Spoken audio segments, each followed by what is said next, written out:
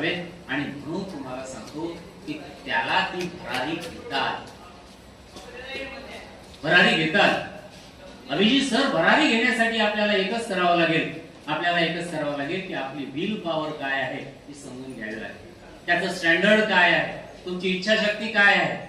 निसर्ग नेहमी पाहतो की तुम्हाला जर एखादी गोष्ट पाहिजे असेल तर तुम्हाला सतत जसं आपल्या आईकडे नांदा लावावं लागतो तसं निसर्गाला सतत म्हणत राहावं लागतं की मला ते दे, मला ते दे. येथे एक सुंदर विचार लिहिलेला आहे या शाळेच्या या प्रांगणामध्ये की the more you learn the more you earn. Akshay असं आहे की the more you learn the more you earn. जेव्हा तुम्ही जास्त शिकता तेव्हा तुम्ही जास्त मिळवायला शिकता. परंतु व्हॉट इज एज्युकेशन? जीवन काय आहे? तर आपल्या जीवनाला सर्वांग सुंदर बनविण्यासाठी दिलेलं प्रशिक्षण म्हणजे जीवन आहे. हे आपल्याला जर कळलं तर मला असं वाटते की चौथ्या वर्गातील विद्यार्थी देखील काय करेल, चौथ्या वर्गातील विद्यार्थी देखील मन बनल्याशिवाय, एक चांगल्या दर्जाचा व्यक्ती बनल्याशिवाय राहतो. आणि तो एक चांगला दर्जाचा व्यक्ती बनण्यासाठी तुम्हाला सांगतो की चांगला दर्जाचा व्यक्ती बनण्यासाठी त्याच्याकडे जी मानवता आहे ती मानवता जर वृद्धिंगत त्याने केली. आम्ही फक्त बाबासाहेबांचे आणि सावित्रीबाई फुलेंचे, ज्ञानेश्वर महाराजांचे, तुकाराम महाराजांचे विचार आम्ही फक्त सांगण्यापुरते सांगू नये, ते आचरणात देखील आणणं फार गरजेचे असते. आणि तेव्हा कुठं तुम्हाला सांगतो की तेव्हा कुठं जे देवत्व आहे ते देवत्व दगडाला देखील प्राप्त होतं. अकल्प आयुष्य व्हावे तयापुळा माझी या सकळा इच्छा नसे. कल्पनेची बाधा न हो कवने काढी ही संत मंडळी सुखी असो. अहंकाराचा वारा न लागो राजसा माझी या विष्णुदासा भाविक असो. नामा म्हणे तया असावे कल्याण आणि ज्या मुखी निधान पांडुरंग. ज्या मुखी निधान पांडुरंग. माझी मुलगी कृष्णा रुचा सतत ती घरी हरिपाठ करत राहते. मग तिला तिच्या मैत्रिणी म्हणतात की हरिपाठ हे सगळं जे काही आहे इट इज नॉट सोफिस्टिकेटेड. परंतु मला असं वाटते की तिच्या आजीनं तिला असा काही कान मंत्र दिलेला आहे की हरिपाठाने काय घडू शकते आयुष्यात. तुम्हाला सांगतो की देवी देवता आणि संपूर्ण जी फिलॉसॉफी आहे, कोणी आता मी प्रवचन करतो ते समजतात की ऑर्थोडॉक्स पर्सनॅलिटी. बोबडे सर म्हणजे एक ऑर्थोडॉक्स पर्सनॅलिटी आहे, ते प्रवचन वगैरे करतात ते सगळं. मला असं सांगावंसं वाटते की संतांची पायी हा माझा विश्वास. ज्या दिवशी संतांच्या पायी विश्वास राहील ना त्या दिवशी तुम्हाला आंबेडकर देखील कळतील आणि सावित्रीबाई देखील कळतील. कारण की संघर्षाचा जो आत्मा आहे तो संत साहित्यातून आहे. आम्हाला हेच आमच्या नवीन पिढीला पटवता येऊ नये. म्हणजे 700 वर्ष ज्या ज्ञानेश्वर महाराजांनी तिथे त्यांच्या गावामध्ये आणि त्यांच्या गावामध्ये जबरदस्त अपमान सोसला. आणि एक गोष्ट निश्चित लक्षात ठेवा, मी तर असं म्हणेल की जो कोणी अपमान करते ना, अक्षयला सांग, जो कोणी अपमान करते ना तर त्याच्याकडून देखील काहीतरी शिकलो. कारण की असं म्हणतात की हिरव्या पिवळ्या डोंगराकडून हिरवी पिवळी शाल घ्यावी.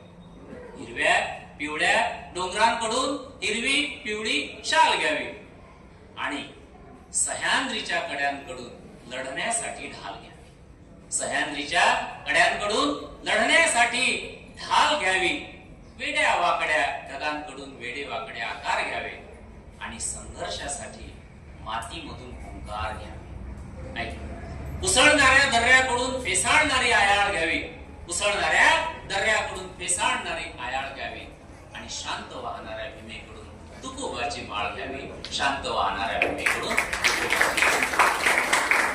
मी असं म्हणेल की तू उद्या चलून इडनबर्गला गेला, येस, तू स्कॉटलंड किंवा लंडनला तिथे जे शिक्षित, त्याने फक्त एक लक्षात ठेव की ज्यानं मोरल जपलं, ज्यानं नीती जपली, त्याचा जय जयकार, if he is in corner of the world, लोक जय जयकार करायला तयार आहे. म्हणजे ज्यानं नीतिमत्ता जपली. मी जे आमचे नवीन जनरेशन आहे त्यांना देखील सांगेल, नवीन जनरेशन आहे, शेवटची काही क्षण घे की नवीन जनरेशन आमची म्हणूनताई आहे, आमची आता फिजिओथेरपी झालेली आमची साधवताई आहे, आमची सोनूताईची मुलगी आहे. त्यांनाही एक सांग की तुमच्याकडे काही नियम आणि नीतिमत्ता असेल तर तुम्हाला जग कोणत्याही वेळेला काय करू शकेल? तुमचा सन्मान करू शकेल. कारण की सन्मानासाठी तुमच्याकडे समृद्धता असणे गरजेचे असते. कधी कधी कसं वाटते की आम्हाला असं वाटते की सगळ्यांनी मला मान द्यावा, परंतु मी कोणालाच मान देऊ नाही. कधी कधी असं वाटत राहा की सगळ्यांनी आपल्याला मान द्यावा म्हणीस, पण मी कोणालाच मान दिला नाही. मला असं वाटते की ही जर नीती असेल तर तुम्ही कुठेतरी कोलॅप्स झाल्याशिवाय कोलॅप्स.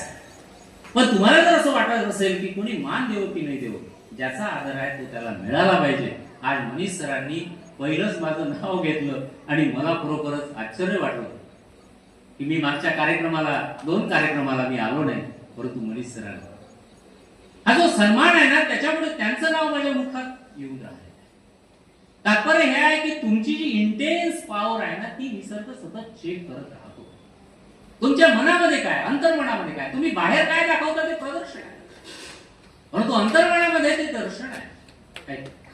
जेव्हा तुमचा श्वास आणि विश्वास यांच्यामध्ये क्रांती निर्माण होते, त्यावेळेला तुम्हाला सांगतो की शांतीतून क्रांती याचं वादळ निर्माण होतं. आणि त्यावेळेला मनुष्य घडतात. त्यावेळेला तुला अक्षयला सांगतो की त्यावेळेला तुला तिथे सन्मान मिळेल जर तू नीतिमत्तेने वागला.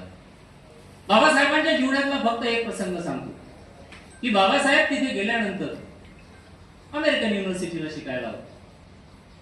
तिथे गेल्यानंतर संपूर्ण मी चित्रपट बघितला. तिथे गेल्यानंतर त्यांना सांगितलं की बाबा हे नॉन व्हेज तुम्हाला खायचं आहे. त्यांच्या मित्रांनी सांगितलं. बाबासाहेबांनी सांगितलं की मी इथे शिकण्यासाठी आलेलो आहे, नॉन व्हेजच्या पार्ट्या करण्यासाठी मी इथे अमेरिकेमध्ये आलेलो. त्याचा तुम्हाला सांगतो की त्या युनिव्हर्सिटी समोर अमेरिकन्सनी पुतळा लावला आणि कोणासोबत? त्यावेळेचे जॉर्ज वॉशिंग्टन. एखादं व्यक्तिमत्व तसंच तयार नाही होत, त्यासाठी त्याग लागेल, समर्पण लागेल. ऐक, आणि म्हणून तुम्हाला सांगतो, मी अक्षयला एवढंच सांगेल कि तू अपना जमीर जिंदा रख, तू अपना कबीर जिंदा रख. तू अपना जमीर जिंदा रख, तू अपना कबीर जिंदा रख. अगर तू सुल्तान भी बन गया तो दिल में एक फकीर जिंदा रख. तू सुल्तान भी बन गया तो दिल में एक फकीर जिंदा रख. अपनी जमीन अपना आकाश पैदा कर. अरे अपनी जमीन अपना आकाश पैदा कर. अपने हर कदम में विश्वास पैदा कर. मांगने से जिंदगी कब मिलती है दोस्त. अपना एक नया इतिहास पैदा कर. अपना एक नया इतिहास. तुझ्याकडे असलेली नीतिमत्ताच तुला तिथे समृद्ध बनवेल. तिथून आल्यानंतर देखील तुझा हमेशासाठी जीवनभर गौरव राहील असं मला वाटतं. कारण की तुझ्यामध्ये ती क्वालिटीज आहेत आणि त्या क्वालिटीज आई छायाताई आणि वडील नंदू काका, आपली फॅमिली, आमच्या नगू मावशी आहेत.